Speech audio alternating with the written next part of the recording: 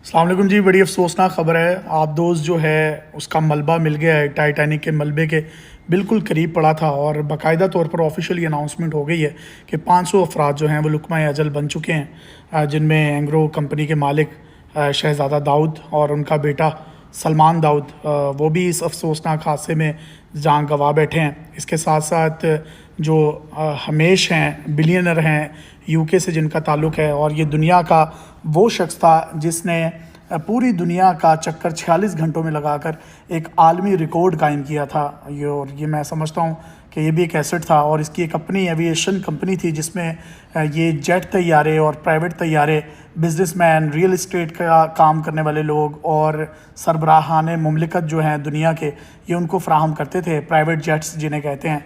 इसके साथ साथ जो ओशन जेट का मालिक था, इसकी बेगम जो थी, इसकी परदादी और परदादा, ये दोनों डिसेंडेंट जो थे, इसके जो आबाओ अजदाद थे, फोर फादर्स थे। 1912 में जब टाइटैनिक का हादसा हुआ था तो वो लोग भी इसमें डूब कर मर गए थे। तो कुछ लोग ये भी कह रहे हैं कि शायद वो उनको खिराज तहसीन पेश करने के लिए, या उनके जिस तरह से हम लोगों की आम कब्रें होती हैं, हम लोग वहाँ चले जाते हैं निशानी के तौर पर, तो शायद वो उसकी खोज लगाने के लिए या उनको कोई खराज तहसीन पेश करने के लिए वहाँ गए थे। लेकिन इस बात में कितनी हकीकत है इसके बारे में कुछ नहीं कहा जा सकता, क्योंकि जो बाकी लोग हैं वो सारे भी बड़े एडवेंचरस थे। जिस तरीके से अगर मैं सलमान दाऊद साहब की बात करूँ, शहज़ादा दाऊद की, तो ये एंग्रो के वाइस चेयरमैन होने के साथ साथ एलियंस पर रिसर्च करती है। इनकी एक कंपनी है और ये सिटी के नाम से वहाँ पर उसके डोनर भी हैं, और एलियंस किस तरीके से ज़िंदगी गुजारते हैं, उनकी खोज, उनकी सर्च, उन पर रिसर्च, ये तमाम का तमाम एडवेंचर जो है ये लोग भी कर रहे थे।